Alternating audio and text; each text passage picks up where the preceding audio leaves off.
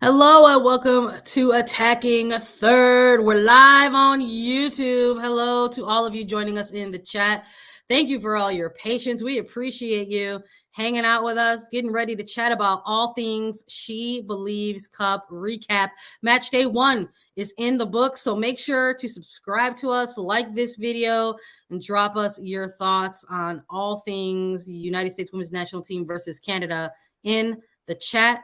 Hello and welcome to Attacking Third, a CBS Sports soccer podcast. I'm Sandra and Herrera, lead NWSL writer for CBS Sports, joined today, as always, by my colleague and co-host Lisa Roman, broadcaster and analyst for CBS Sports. We're going to recap Japan and Brazil, and we're going to recap the United States Women's National Team versus Canada. So make sure you leave us a rating and review on your favorite podcast platform. Make sure you subscribe, download, follow anywhere you get Attacking Third on your favorite podcast platforms. Make sure you subscribe to YouTube. Let's chat about it. Lisa, I'm so happy you made it. We have to laugh about it. If we don't laugh, we'll cry at this point. Yes, everyone, thank you for being patient. Those that joined the live, over an hour and a half ago. I am so sorry. Out of my control. Flights get delayed, but I am home, and it's so good to be home. This is exactly what I want to be doing, recapping this game, talking about the incredible competition that we saw between Brazil and Japan and then Canada and the demonstration in the United States. It's definitely good to be home. First travel trip of 2023 for me, personal or business, I believe, if I'm not mistaken, where I'm actually getting on a plane or a train and not just traveling an hour. I travel an hour weekly, but this was an actual trip. And if it's any indication for the travel that is to come for 2023, I am in for a doozy because plane delays, tarmac issues, mechanical issues, and then I land in Philly and it's pouring rain, but it's good to be home. And I am so excited to hear your thoughts, Sandra, because we haven't really chatted about the game yet. We were waiting for the live and waiting to talk about it. We wanted to keep it as authentic as we could in terms of our reactions to things. And, also I knew you were going to be out in Orlando getting a bird's eye view, hosting things out there during the matches. And I was just so excited for you because, we teased a lot about our, NWSL schedule drop. Shout out to our social team and dropping the tour type of theme. And I love that your first trip of the year, of course, came with travel hiccups. But I love that you were able to sort of scratch that and check that off the 2023 to-do list, get a first flight in. Because, we linked up in Philly, but that was for the draft, and you're local there, so that doesn't exactly count. That counted for me, but not for you. It wasn't even a train ride. I just walked to that. Here I am. I'm just showing up to the draft. But I was very, very excited for this one because I feel like you and I have had our eye on what I have dubbed the February wild window, because so many things are going on during this particular FIFA window. But that includes the SheBelieves Cup, and that is what we are here to chat about. Match day 1 kicks off with Japan versus Brazil, United States versus Canada. They were the headliners in this one, but let's chat about this first game between Japan and Brazil. In our preview, Lisa, we talked a little bit about what we could see out of this game. We made some predictions. I had a draw. I was incorrect. I believe you went with Japan. You were incorrect. Yep. Love to come back. You all know we're getting back into it in 2023. We love to come back on here and talk about how we were incorrect. 1-0 for the scoreline for Brazil. A late goal in this one. But I think we got to talk about the way in which it happened. And I'm really eager to share our thoughts on this game because, again, Lisa, you were there to take in this match in person. And I got a little bit of a different view because it's different when you're watching it live versus watching it remotely. So I enjoyed watching these two teams go head to head. It was pretty evident early on in this game that we were going to see these two teams. It was going to be a try some stuff kind of game. Oh, yeah. Interested in trying some attacking stuff in this game. And it didn't leave a lot of room for defensive evaluation, but I appreciated some of the little bit of back and forth that we saw throughout the 90 minutes of this game. Yeah, I agree. I mean, this was one of the matches that even previewing the entirety of She Believes Cup, I was really excited to watch just the different styles of football between both of these sides. And the Japanese style of football is incredibly skilled and incredibly dynamic. And to be able to watch this Japanese team do that against Brazil was very entertaining. And despite Brazil getting the win and 1-0 over this one, and it was a late change and a late win for Brazil, I think Japan moved the ball very well, maybe even better than Brazil. I think their off-ball movement was really impressive to watch. They had a lot of fluidity between their lines. They had a lot of freedom between the players and where they were able to move, checking into the open spaces. And I think at times it opened up a lot of holes in Brazil's defense, which allowed for Japan to get on those quick counterattacks. I mean, that's what we saw in the first half. It was, I think, a lot of Japan at this point heading into the 45-minute mark. It was a couple really good chances by Japan, and Brazil defensively holding on pretty tightly to the way this one played out in the end of it all. I said this to you right before we went live and before we talked about this, because this game I did get to watch in person from the stadium. And in all honesty, I don't watch a lot of games in person. I watch a lot of them on a screen. I call a lot of games on screens and on monitors, and it's very different to watch a game in person. It's just like the vantage point, you're viewing what you get to see. And although this game was very fast paced and very back and forth, it felt very unorganized and like discombobulated during the run of play, because it wasn't a lot of like fluidity. And I think it was a little bit sloppy on the defensive end for both sides because of how much freedom they gave their opponents, whether it was Brazil or Japan, to quickly transition and quickly move down the field. It was like the midfield had no defense to it, which makes for a pretty fun game to watch, apparently on TV, but in person as like an analytics person looking at this game tactically, I wanted to see a little bit more defense. I wanted to see hard tackles. I wanted to see a little bit more commitment to the build-up play and understanding the tactics of the game and breaking down your opponents and picking them apart.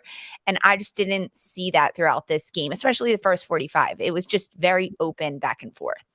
I think it's interesting to sort of hear you say that just because of, I guess, just sort of how this game closed out. I guess if you're looking at it in terms of the numbers, it's mostly even in terms of what we saw in terms of like the offensive side of the ball on both sides. Possession was nearly split with Japan at 51% compared to Brazil with 49%. But in terms of shots, it's 13 for Japan, 9 on Brazil, and Brazil kind of the combo breaker there is the attempts on target, with Brazil's 5 attempts on target versus 1 shot on goal for Japan. And watching it remotely, watching it on the stream, getting those different kind of angles. I mean, it had layers of it, like you said, like where there were stretches of time where you're just like, oh, this is kind of entertaining and kind of fun.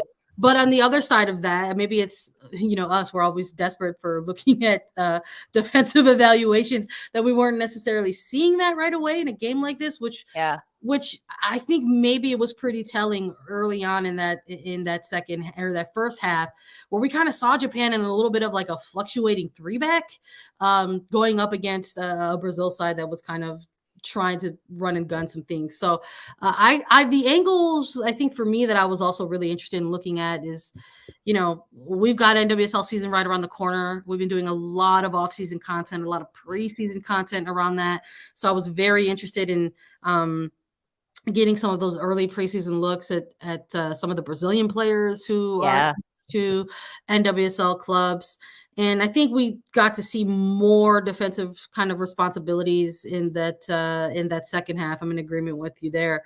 But I thought, Caroline, put in a pretty good shift. I think she was kind of everywhere. It was really kind of cool to see such an attacking minded player like her kind of really put in some coverage in terms of defensive pressing. But I was really excited to see what Adriana could bring, Julia Bianchi for Orlando and the Red Stars now. So I think those were like some little interesting components. I think that were kind of cool to come out of that first half. But I think when it comes to the second half, I think we just chucked everything out the window as soon as we saw Marta like warming up on the sideline, right? It was Sandra, you have no idea how loud oh, Exploria Stadium got. it First of came all, in loud anytime through the she, like, screen. stood up or, like, touched her hair, that place went nuts because that's Marta's home, right? She's been Yeah. at Orlando for so long. That's where she plays. That's where she's comfortable. Yeah, Marta is starting to warm up. Many interruption of noise, but I think Brazil changed a lot in the second half for the better. I think Brazil had the better of the second half between the two, and it has very little to do with the scoreline.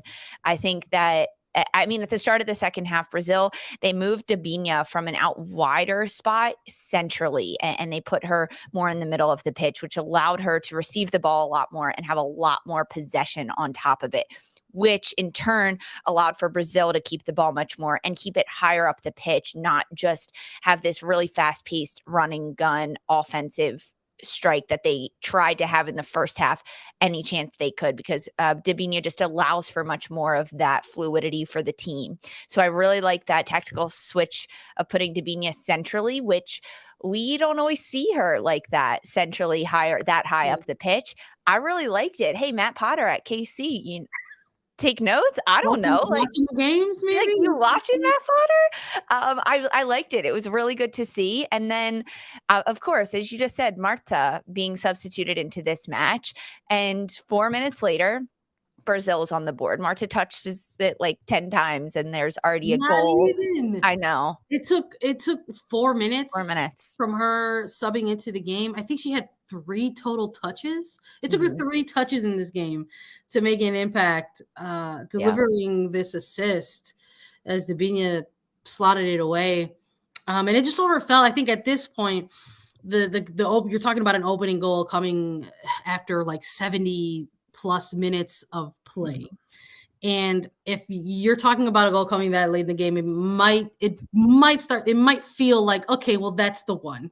That's the one that's going to determine things in this game, especially when we're looking at Japan and their attempts on target, so few, right? But that's what it sort of felt like. And you could just sort of see the emotion of that moment as well. Like, just obviously the crowd contributing to that, for but sure. see what it meant to a player like Marta, who had been absent for so long, and a player like Davinho, who's been also playing with her for a long time. It's sort of having this game close out 1-0 with Brazil picking up all 3 points. I think it's set up an interesting scenario overall for Agree. SheBelieves Cup, as we knew that the United States versus Canada was going to happen next, because it's a round robin tournament. There's only going to be 3 games for each of the teams. So if you've got Brazil with all 3 points in first place now, what is that going to mean for the 2 teams competing later on that day? So we're gonna talk a little bit about and pivot to United States versus Canada now. But before we actually get into this match, Cue changing the words on the screen. Thank you. Lisa okay, is paying attention here. Thank you. Thank you. before we get into actual match, I mean, we if you're joining us, spoiler alert, we're going to spoiler for United States win 2-0 over Canada, but we're going to maybe set the scene a little bit Mhm. for this game, because we talked about this in the preview, so we have to talk about it in the build up now. Canada soccer players, in a year-long dispute with their federation over multiple things. One of the biggest ones is pay inequity, but lack of resources and current budget cuts, and in the months leading up to the World Cup. And while they were training in She Believes, so kind of a chaotic 72 hours to where the players said that they wanted to protest. They were going to boycott, strike the games. They were threatened with litigation by Canada Soccer, and then things got scaled back. The players said, "We will play, but we will play in protest." Mhm. The United States women's national team expressed support and solidarity with Canada players who were going to play the game in protest. And that's where it stood when we had previewed this game. What was going to happen from that? What was that going to look like? Because there was also media availability where U.S. players alluded to the fact that there was going to be a game day expression or demonstration of that solidarity. And as the hours led up to this game, we got to see more information come out about what all of the players were going to do during the match. So Canada soccer players, they put out a statement on their social media saying that they were going to wear purple, purple as a symbol of protest and fight for gender equality, and that's something that they're going to keep as part of their playing and protest. We will continue to see the Canadian players as they participate any future events wearing some form of purple. Yeah, purple chosen very specifically and very purposely for this cause, because historically it said this in the statement. Historically, purple has been associated with efforts of gender equality. So considering these current circumstances, they're going to continue to wear purple and kind of go through with that. And I think it's just another part of the story that the U.S. players also did this, not purple shirts, but purple wristbands, purple tape around their wrists, really in the name of gender equality, saying U.S. players also coming out with a statement saying that they're supporting the Canadian women in this fight because they know it very well. They know it very well, this gender pay equality sport. And because of purple being really encompassing gender equality across the board. The U.S. players also wrote they had white tape around their wrists and then wrote, that was very legible to read. They put it out on their social medias. It said, defends trans joy. So supporting trans rights in addition to supporting the Canadian women in their fight for equal pay. Yeah, I thought it was very special. I thought it was very unique for both teams to sort of participate in this player demonstration, but also do things that were unique to each of their teams. Like we saw the Canadian players walk out in the lead up to the anthem. Yes, in the purple and white wristbands, but also in purple shirts where it said enough is enough. And they participated in the anthem in unity. They were singing. They were proud to represent Canada, but had their shirts also, shown with the statement on them. And we saw the white wristbands for the United States women's national team, like you said, very, very legible in terms of all of the things that they were demonstrating for. Appreciated that the players union went ahead and put out a statement to define what they were doing. I just want to read some of it here. It says, at the start of the eighth edition of the SheBelieves Cup, our players are united in continuing to raise awareness on issues of equality. The USWNT players and Canadian players will wear both purple tape in the name of gender equality and white tape with Defend Trans Joy. Given that this tournament was established to highlight gender equality, it will be the first time that the U.S. women's national team players will be treated as equals. While we thank U.S. Soccer for their leadership, we know that it took courage from our USWNT players to stand together, both in collective bargaining and through litigation. Although we were now on the other side of this fight and can focus our play on the fields, our counterparts in Canada and elsewhere are experiencing the same pervasive misogyny and unequal treatment that we faced. We stand with all women's footballers in calling attention to their collective fight, but also call on everyone to join and support the fight to eradicate all inequality and discrimination that exists in our sport. So we bring this up, and if you're joining us on our YouTube, you could see some of the images coming out of the pregame ceremonies to start off just before kickoff. And we bring all this up because something like this absolutely impacts the players in the moment and on that pitch. It's emotional scenes. It's not an easy place to find yourself as a player. playing in protest. It's not an easy place to find yourself as the opposition, trying to be supportive and express solidarity in that, right? And then all of a sudden you have to say, okay, gloves off, let's go at Yeah. them. It's a very, very unique set of circumstances to take a look at and sort of go through the motions of that before kickoff, because it didn't end there. While the anthems took place, there was one more player demonstration where all of the players came together in the center circle and locked arms and held a brief moment there before the first whistle.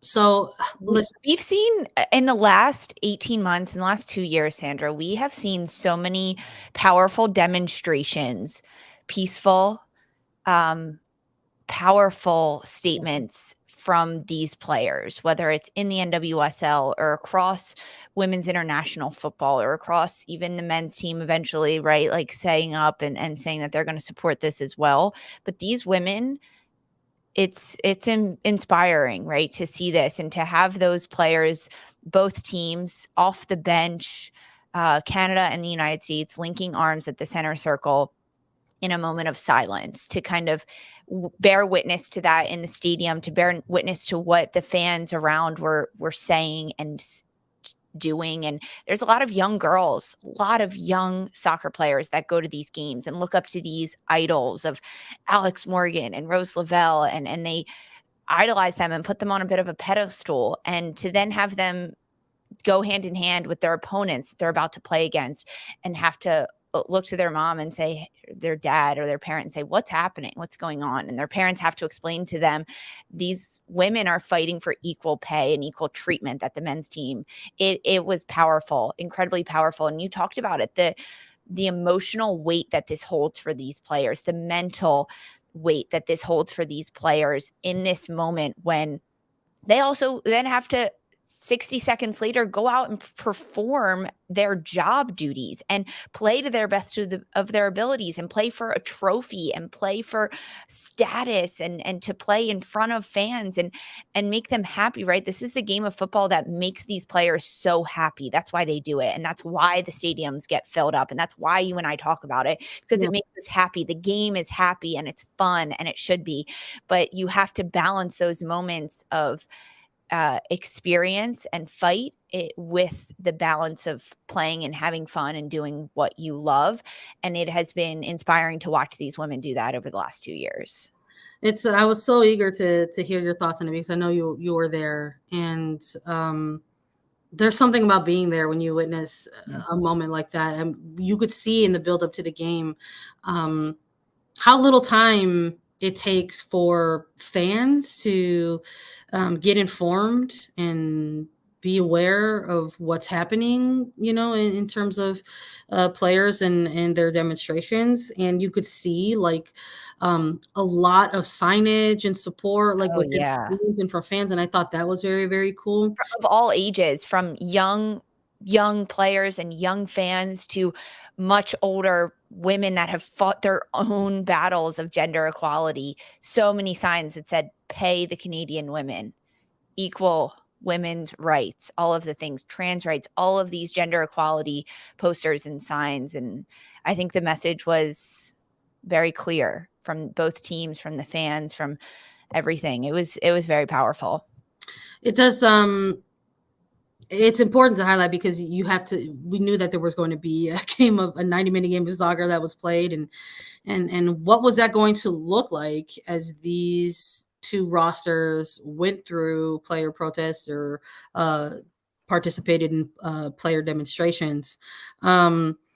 And maybe the way to start is taking a look at some of these starting 11s, because those are the players that the cameras are all on them, right? Looking at the shirts or looking at the wristbands. So, in terms of how players lined up in this match, the United States had Alyssa Nair start this game in net, Emily Fox, Alana Cook, Becky Sauber, and Crystal Dunn to round out the back line. Andy Sullivan, Ashley Sanchez, Lindsay Horan in the middle third, and Trinity Rodman, Alex Morgan, and Mallory Swanson for the starting 11 in the front line there. Lisa, during our preview, we chatted a little bit about players that we wanted to see get the start. So, for me, when I was taking a look at this starting 11, I liked that we got to see some of the players that we had chatted about that we wanted to see get a start against Canada. Me too. Yeah, saw Listener. I talked about needing to see a little bit more from Alana Cook. I was hopeful that we could maybe see Gearman Cook, but 1 out of 2 ain't bad. We got to see Cook with the start at center back, and we knew that Rose Lavelle was going to be unavailable for this match due to some prior match day availability, where Vlatko Janowski and U.S. Soccer said that Rose Lavelle had picked up a small knock in training, and there's a precaution they're keeping her out of match day 1, but they hope to have her available for games 2 and 3. So we were curious as to what we were going to see in the mix of this lineup from the midfield and connecting through to that top line. So when you saw this starting 11 drop, what were some of your reactions? Rodman. I was excited to see Trinity Rodman. I think when you look back to the first trip of the year for this team going to New Zealand, we saw Rodman get a starting nod in that second game, make an impact in the first game off the bench, get a start in the second game, and now to get a start in this opening game of SheBelieves. I was really happy for her, really proud. Of course, as the game goes on, we learned that Trinity Rodman gets significant minutes in this game as well, which I was really happy to see. It doesn't help her because, I mean, like, that helps her, right? It's not going to hurt her to give her more time and do that. We've talked so much about the slow build up for Rodman, making sure she's comfortable in the time, blah, blah, blah. No, throw her in. I want to see what she can do. And that's what we saw from Vlatko Janowski. As you mentioned, with Lavelle being out and getting that injury, I assumed it would be a Sanchez swap, Ashley Sanchez in the midfield. And that's exactly what we saw. That's a like-for-like swap in my mind. Maybe not the experience or the specific talent, but the overall skill that they bring to the game, the type of player they are. Rose Lavelle and Ashley Sanchez, it's definitely a swap for swap. We did see Sullivan and Herrera also in the midfield, and I know we're going to talk about this, but much more defensive, much more flat between those two, looking like a double pivot. We'll talk about it, but had to throw that out there because I really, Herrera was not much higher up the field than Sullivan the whole time. And then across the back line, I mean, I think Dunn and Fox on the outside backs is something that we could consistently see from Vlatko Janowski. I wanted to see Girma in the center back position. I did, and I was sad not to see her at all during this game. But I don't know. That was one that I was like pretty sad to not see in there. And then, of course, the listener. Yeah, I listened. When I saw the starting lineup drop, I gave some of my thoughts already, but I liked it. I thought that this was a reasonable lineup, all things considered, players who were available versus players who were unavailable. I'm with you in sort of the united spirits, right? We got to see a number of spirit players, whether it's Sullivan in the 6 or Sanchez and Rodman getting tagged with the starts. I mean, when you see the starting 11 drops, you start to run through all these different scenarios in your head, like what are we going to see from player A, B, or C, and how are they going to combat against the opposition? What is that going to look like? So and of course, in the starting lineup, Alex Morgan, who was honored and celebrated for receiving 200 caps. She's just the 13th U.S. Women's National Team player to reach that milestone. And I think it's so fitting that she wears number 13 and she's the 13th player. There's a lot of fun little things around that. And I think she did it right on November 13th in the game against Germany. There's a lot of cool things around that. But of course, she gets the start, and I think very well deserved as well. Not just something given to her because of the 200 caps and the honoring. I think very, very well deserved to have Morgan get the start.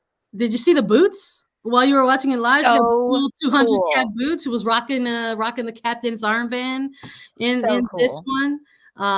She definitely, we'll say that Alex Morgan definitely had an impact in this game, and it was more than just the ceremony. If you didn't see her cleats by any chance, go on social media. They're all over there. Super cool, super iconic for her. They're on Attacking Third Social on our Instagram go check our Instagram and our Twitter, excuse me. Go check them out. Little 200s on both of her cleats. I mean, what an accomplishment. Fantastic. Very cool. Absolutely. We're going to chat about some player performances and break down first half versus second half. So make sure you stick with us right after a quick break.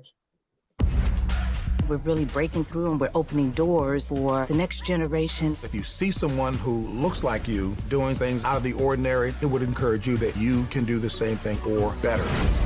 Someone at some point might feel inspired just by the existence of these stories. You can't always do what you're told.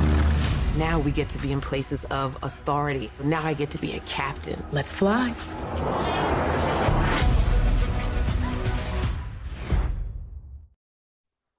All right, welcome back. Let's chat about the game a little bit. A 2-0 victory for the United States over the Canadian team.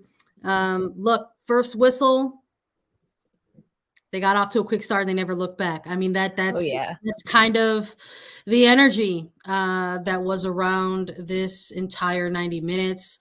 We set the scene, we set the table, we discussed a lot of what took place prior to this game, the lead up to this game, player demonstrations. I think it was a difficult match, I think, to sort of get your mind around. I think if you were the opposition, and I think if you're the host, in this case, the United States women's national team, you do your best to support your opposition in their play. And then once that clock hit the triple zero mark to get things going, they didn't look back. They said, okay, now it's soccer time, baby. Jeez Louise. Talk about a fast start for the US. Listen, 2 really good looks in like the opening 3 minutes of the game. You had Swanson and Sanchez forcing Kaylin Sheridan into making a couple of saves right in the opening 3 minutes that led into another attack down towards the end line where they won their first corner of their game just as the clock, I think, hit 4 minutes into the game. So it was pretty relentless early on for the United States against Canada. And look, in all fairness, I don't think that's disrespectful in any sense. No.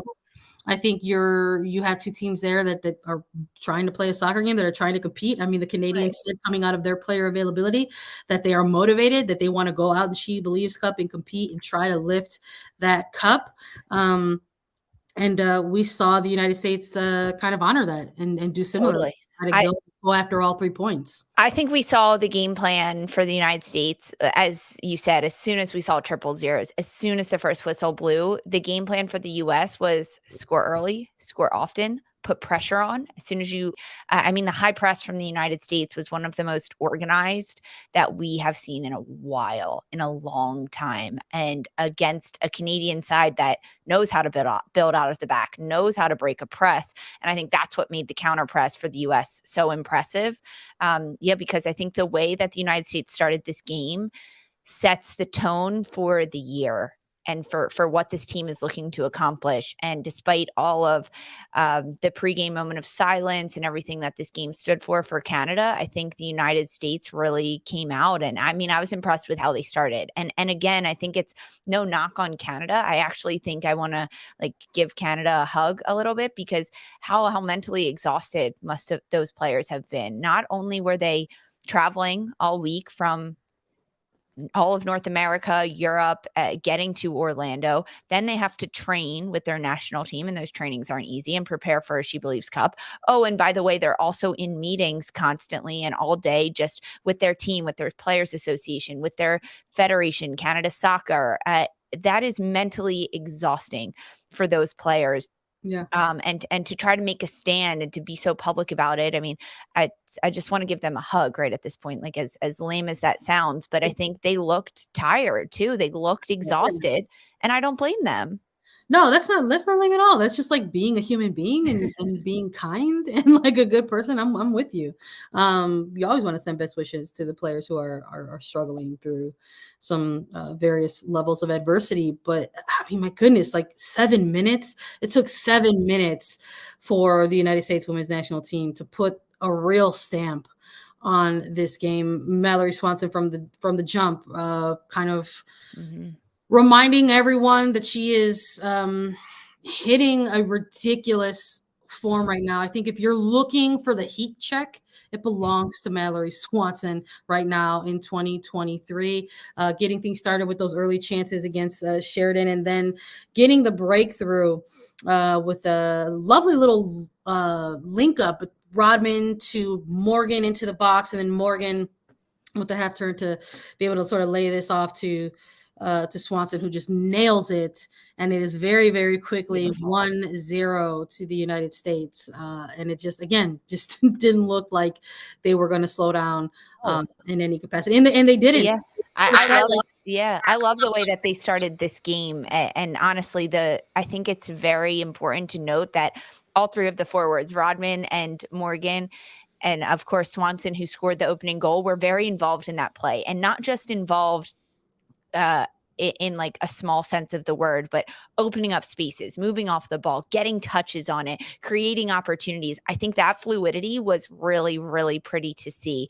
I think Ashley Sanchez as well started this game very well. And I'm not just talking about the incredible shot she had forcing Sheridan to make an incredible save, but the fact that she was able to make those overlapping runs so frequently and get into the front line, overlapping Alex Morgan and occupy that space. There was just a lot of really good fluid movement between the front line and that midfield front player of Ashley Sanchez for this United States team. And I mean, you said it, Swanson is flying right now. Mallory Swanson is flying. It was incredible to watch her and kind of see how this game got off to that type of a quick start, and especially for Swanson. That's her fourth goal of 2023, and we are on February 16th at this point.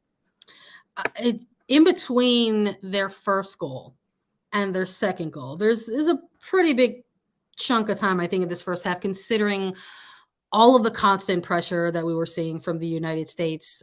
Lindsay Herrera with a really good opportunity at one point. Her header just sort of nicking the far post.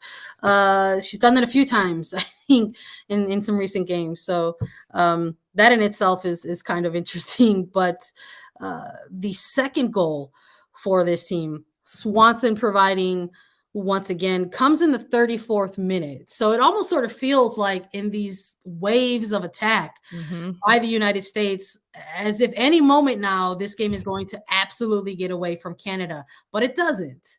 It doesn't. I think considering all of the dangerous scenarios that the United States was presenting to Canada, all of the constant time that they were spending, not just in their half, but in their final third. I think in the opening 15 minutes of this game, it was like United States had some wild stat where the touch map was like 50 touches in the final third versus 1 to Canada, like just in the Holy cow minutes.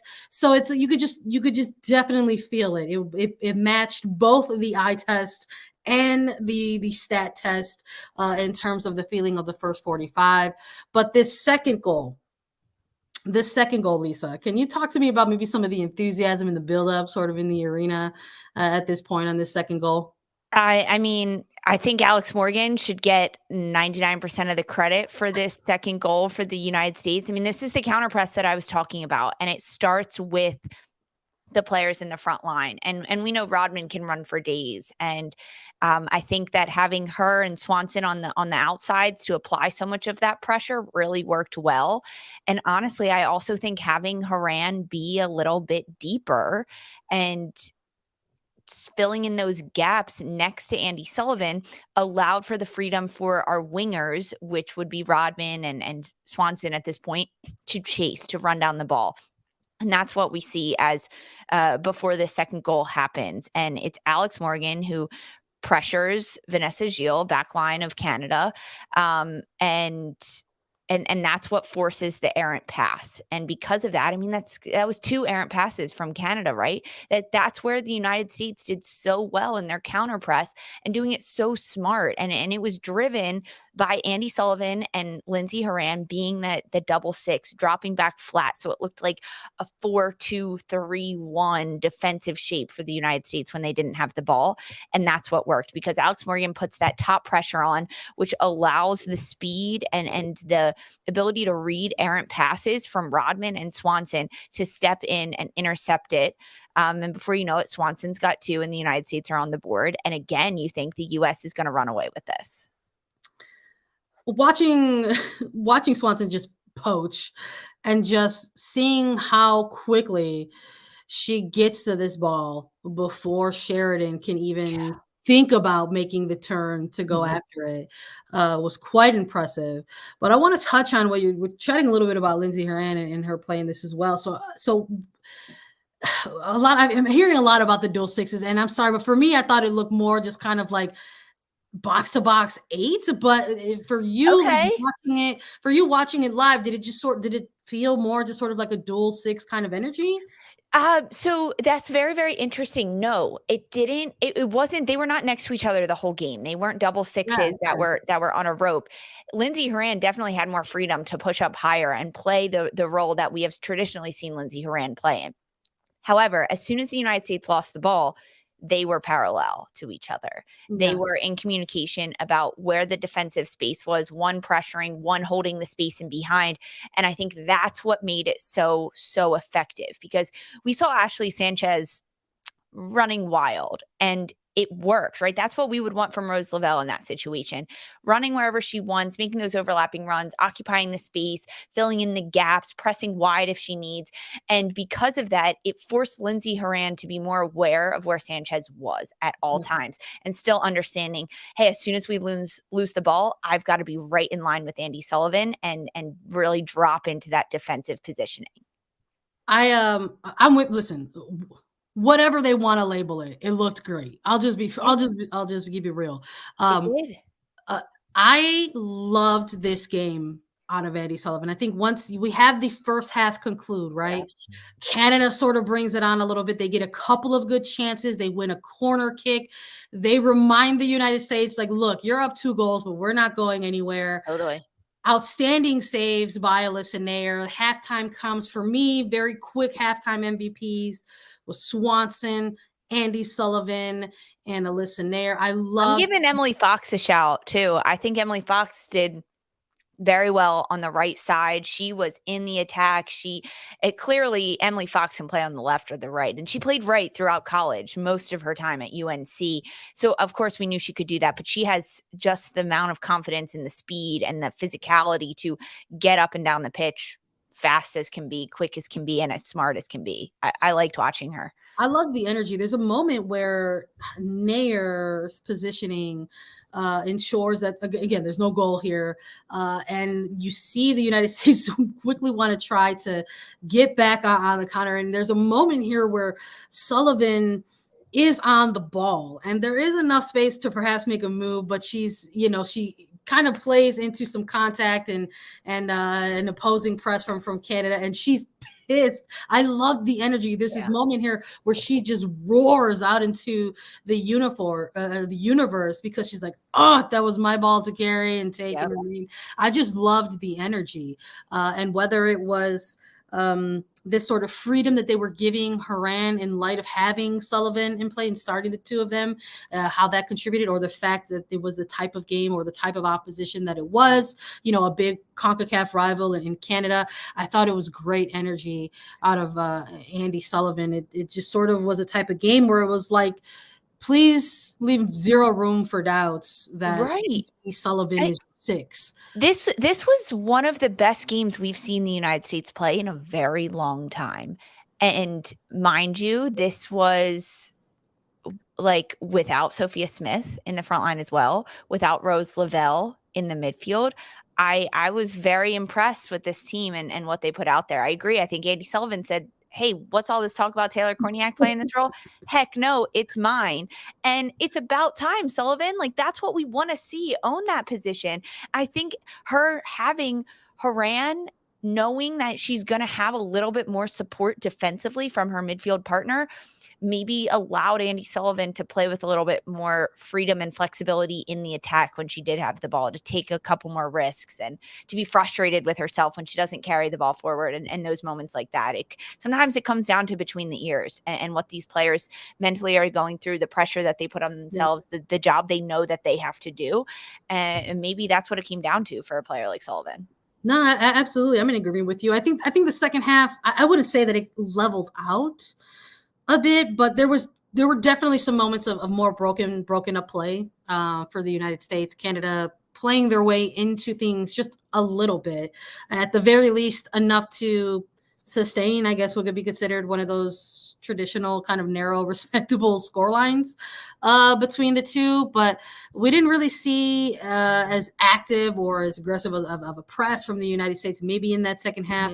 As compared to the first, whether that was due specifically to coach's tactical adjustment or otherwise, it just was a little bit different. But still some moments of opportunity for this team. We did get to see players get rotated in towards that second half. We saw Emily Sonnet get more minutes. This is another one of these players who making her way back from injury, came in for Crystal Dunn, who put in a 45-minute shift, and Emily Sonnet getting a 45-minute shift as well. We saw substitutions at the hour mark. We saw Christy Mewis come on into the match. We saw Taylor Korniak, Lynn Williams, and Hatch also come into the second half as well. Ashley Hatch missing a really good opportunity here. Some good half-turn hold and play by Christy Mewis, and then this shot just lands directly to Sheridan. When we're talking about the short buildup that remains to the World Cup, and we're looking at players who perhaps are trying to leave that impact.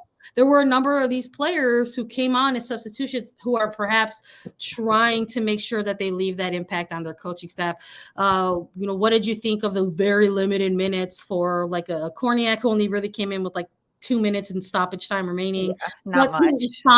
A Sonnet at the halftime, or Mewis in the match at the hour, or even a Lynn Williams at the 78th minute. What were you thinking of the subs here? Yeah, I think really hard to judge anything that Korniak did at that point in time. Just not enough time for evaluation. Honestly, a shame that we didn't get to see a little bit more just of how much talk throughout the SheBelieves training camp has been about Korniak in that 6 role and kind of what she could do in the midfield and how she could maybe play alongside a Sullivan. I would have liked to see that a little bit more, maybe in the next 2 games that we'll have for this team. I think that I was a little disappointed in Ashley Hatch and what she brought to this second half game. As you mentioned, the United States weren't as high energy and high pressing in the second half as they were in the first half. And that's a tactical smart decision by Black-Wadanovsky. Sit back, do more of a mid block, and allow Canada to play it around in their back end of the field and their defensive end of the field, and then look to win it back as soon as it comes into your end. I'm fine with that. That doesn't really play into the Ashley Hatch style of soccer, right? She wants to run. She wants to chase things down. And I just think with the way the U.S. was playing in the second half when Hatch came in, I just wasn't as impressed with what she could do. Honestly, like I didn't think that was her game. That's not to say anything about moving forward. I think we've seen great things from Hatch. I wanted to see more time from Lynn Williams. I think she brings such a spark. She can just run, and it's fun to watch her. It's really good to see that she's come back from this injury that set her back, and she's come back so strong from it. I like to see that. We got to see a couple minutes from Midge Purse as well.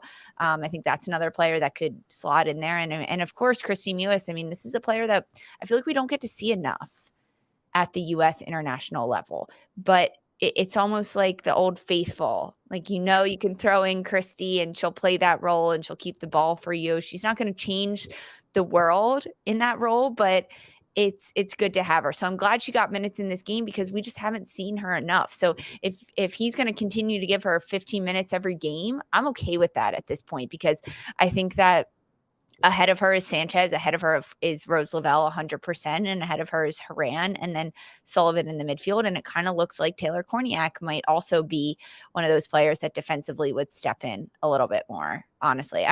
Emily Sonnet, that was the other substitute that came in. It was good to see her. I mean, Sonnet with the foot skills. Hello, Sonnet. She gets traded from Washington Spirit to OL Reign. Laura Harvey's got her doing like foot skills drills day in and day out. She was like juking defenders, dribbling around them, so much confidence in the back end of the field and the attacking end. Emily Sonnet impressed me. She made me smile watching her play. I'm going to be honest. She was smiling. Yeah, it was kind of funny. She took some tough contact late in the game by Jenna Hellstrom, I believe. But it was sort of funny to watch the interaction between them. But I think important to note sort of the substitutions, because this is a transition here, right? This is a round robin style tournament. There will be a quick turnaround for all of the teams involved. The next match day is going to be on Sunday, February 19th. The United States is now going to face Japan. So we would anticipate that naturally there was likely to be some player rotation from game 1 to game 2. Something that we'll have to keep an eye on is whether or not Rose Lavelle is available for this match against Japan. But I would anticipate that perhaps some of these players that we saw in the second half might swap. Maybe these are some players who might get a start against Japan versus coming in as impact players. Now, knowing what we saw out of Japan against Brazil and seeing what we saw out of the United States against Canada, what are some things that you're looking for USA to sort of bring into this game against Japan?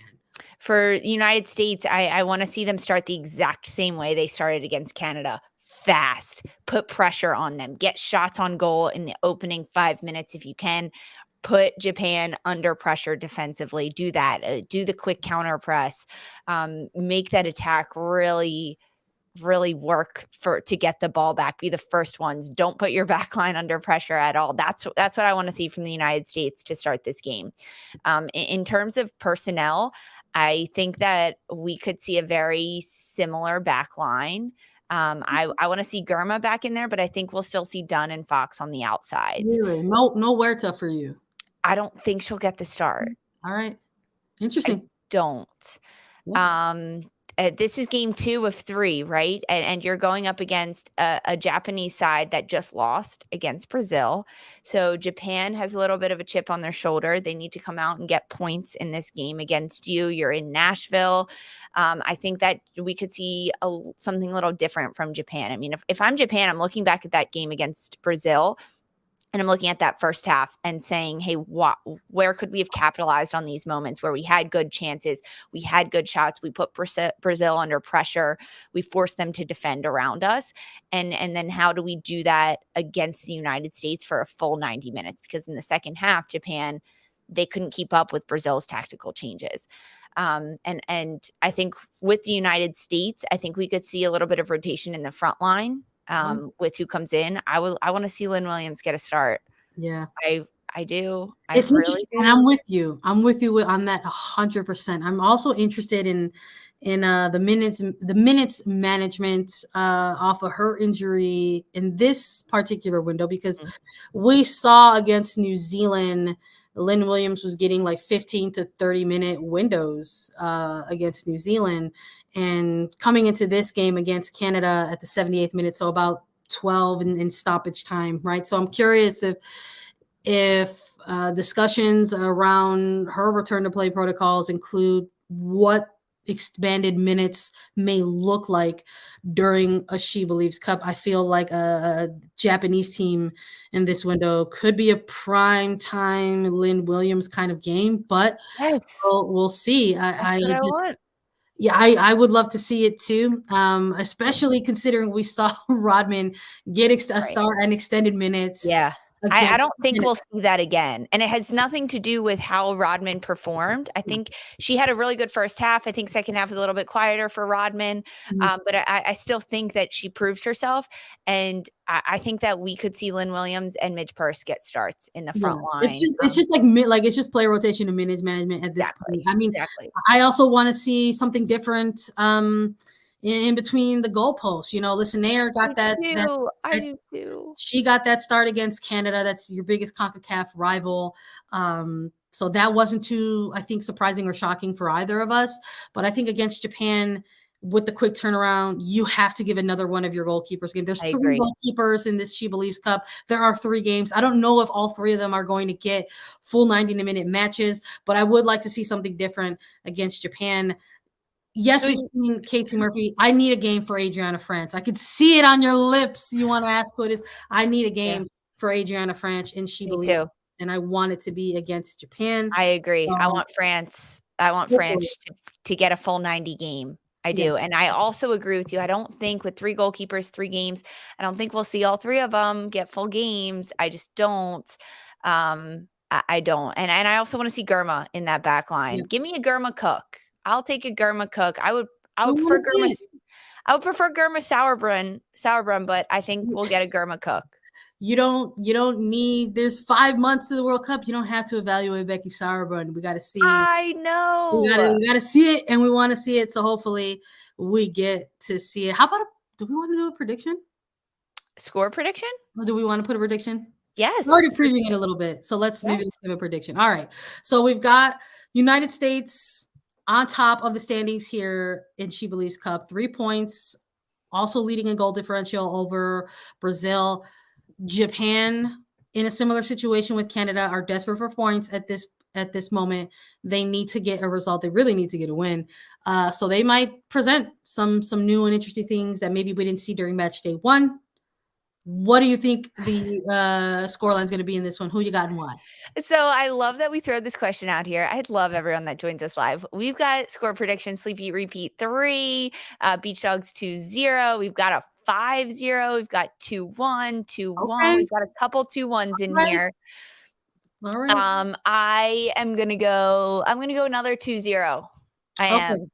I don't think the US will run away with a game in this type of tournament with this type of competition. And depending on like starting lineups, I want to see Swanson get another goal, right? She's extended her streak to 4 straight games with a goal. I want to see her get 5 just for the pure fact of it. I think that's so fun. But I could see maybe like a 3-0, but I think Japan's going to be tough. I think they're going to be really tough to score against. I'm going to go 2-0, and I'm going to stick with that one. What about you? You know what? I think 2-0 is a pretty respectable scoreline. I think it could be a 2-goal swing. I really do. Mm-hmm. I think there is going to be goalkeeper rotation in this one. I also think there's going to be some center back rotation in this one. Sure. And I think that could maybe open up some interesting things for Japan if they can kind of keep the ball and frustrate the United States a little bit. Can the U.S. come out with a quick start and get aggressive in their counter press? Sure, yeah, I really do believe that they can. But I think this is a Japanese team that kind of welcomes that and embraces that. They want the ball, so why not try to embrace that and try to retain that yourself and maybe frustrate the United States a little bit? Yeah. So I wouldn't say that it's in the realm of impossibility for Japan to perhaps capitalize on a brief moment of lapse or error. So I'm going to keep it a 2-goal win for the United States, but I'm going to go 3-1 for the USA in this game. So you think that, well, I'm just going to put your words right back at you. If 80 French is going to start, she's going to get scored on? So I don't think it's going to be your fault. Loopholes. I love it. It's going to be your fault. I Okay.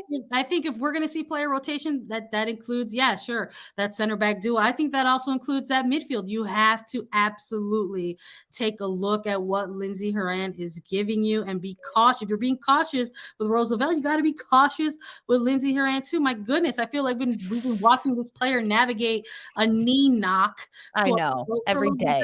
Part of the last 18 months. So if that means you're going to have additional rotation in various positioning on the pitch, that includes the middle third. And maybe we see somebody like Andy Sullivan not in this game. Maybe we see someone like Lindsey Horan not in this game. So does that mean we see Taylor Korniak introduced back into the middle third? We'll see. I want to see that. I do. I want to see Korniak in there alongside Sullivan. I want to see both of them because we got 2 minutes in the stoppage time. I want to see that start. I think that would be good. Yeah, I mean 3-1s. That's a good score line. I would be still happy with that. I mean, I think that to be put under defensive pressure would be good for the U.S. I'm with you on that. We said we wanted that in SheBelieves Cup. We wanted to have the opportunity and they didn't really get it against Canada. No, they did not. So we want that game to where we can have something to sort of sink our teeth into in terms of taking a look at defensive evaluations. So hopefully this will be the game that where that gets presented. We're going to recap it for you all when we get the chance. We'll make sure that we get all our flight information correct and travel dates, and we'll make sure that we're all good to go on that. But that's going to be it for us today on Attacking Third. So thank you all joining us on A3. Sorry for the delay. We love linking up with you on the recap. So glad we could do this with you all this morning. Make sure that you download, follow, and listen to us anywhere you get your podcast. You can watch us too. Subscribe to us on YouTube to get alerts for whenever we go live. YouTube.com/Attacking Third. We will be back with more United States Women's National Team content. Stay with us on A3. For Sandra Herrera and Lisa Roman, this was Attacking Third.